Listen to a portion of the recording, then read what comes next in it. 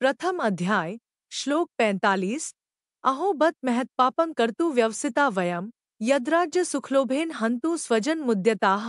अर्थात, हाँ शोक, हम लोग बुद्धिमान होकर भी महान पाप करने को तैयार हो गए हैं, जो राज्य और सुख के लोभ से स्वजनों को मारने के लिए उद्धत हो गए हैं। व्याख्या। अहोबत स्वजन मुद्यताः, ये दुर्योधन आदि दुष्ट हैं। इनकी धर्म पर दृष्टि नहीं है, इन पर लोभ सवार हो गया है, इसलिए ये युद्ध के लिए तैयार हो जाए तो कोई आश्चर्य की बात नहीं है। परंतु हम लोग तो धर्म अधर्म को, कर्तव्य कर्तव्य को, पुण्य पाप को जानने वाले हैं। ऐसे जानकार होते हुए भी अनजान मनुष्यों की तरह हम लोगों ने बड़ा भारी पाप करने का निश्चय विचार कर लिया है।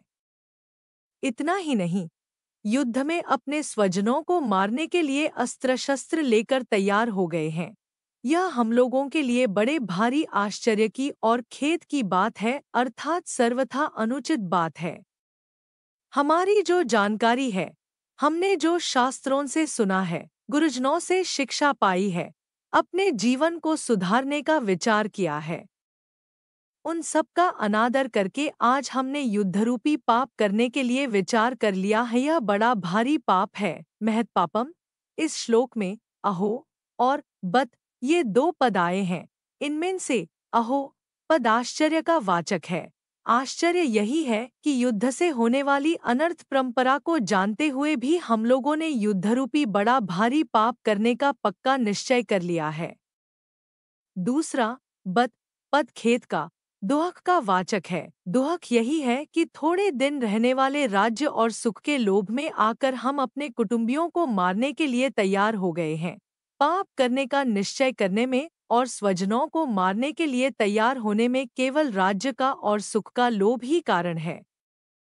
तात्पर्य है कि अगर युद्ध में हमारी विजय हो जाएगी तो हमें राज्य वैभव मिल जाएगा, हमारा आदर सत्कार होगा, हमारी महत्ता बढ़ जाएगी, पूरे राज्य पर हमारा प्रभाव रहेगा, सब जगह हमारा हुक्म चलेगा, हमारे पास धन होने से हम मनचाही भोग सामग्री जुटा लेंगे, फिर खूब आराम करेंगे, सुख भोगेंगे। इस तरह हमारे पर राज्य और सुख का लोभ छा गया है, जो हमारे जैसे मनुष्यों के लिए सर्वथा अनुचित है।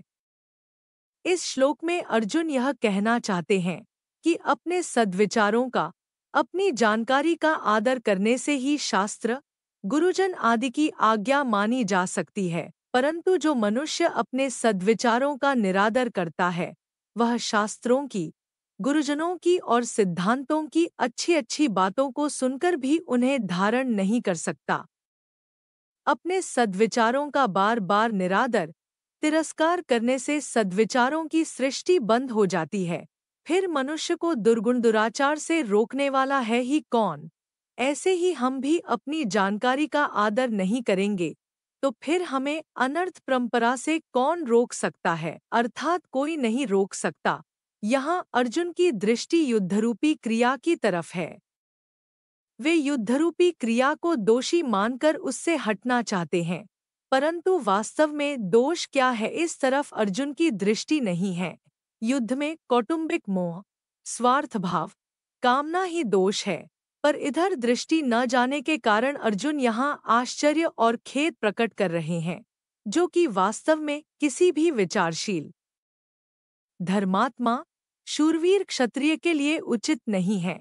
अर्जुन ने पहले 38वें श्लोक में दुर्योधनादि के युद्ध में प्रवृत्त होने में, कुलक्षय के दोष में और मित्रद्रोह के पाप में लोभ को कारण बताया, और यहाँ भी अपने को राज्य और सुख के लोभ के कारण महान पाप करने को उद्यत बता रहे हैं।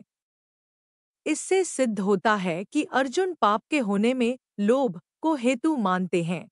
फिर भी आगे 3 अध्याय के 36वें श्लोक में अर्जुन ने मनुष्य न चाहता हुआ भी पाप का आचरण क्यों कर बैठता है, ऐसा प्रश्न क्यों किया?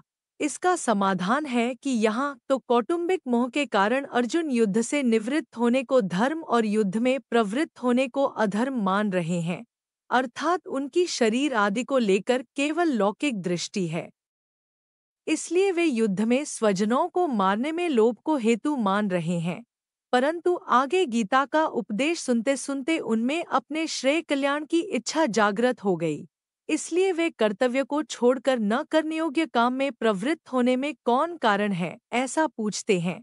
अर्थात वहां अर्जुन कर्तव्य की दृष्टि से, साधक की दृष्टि से पूछते हैं।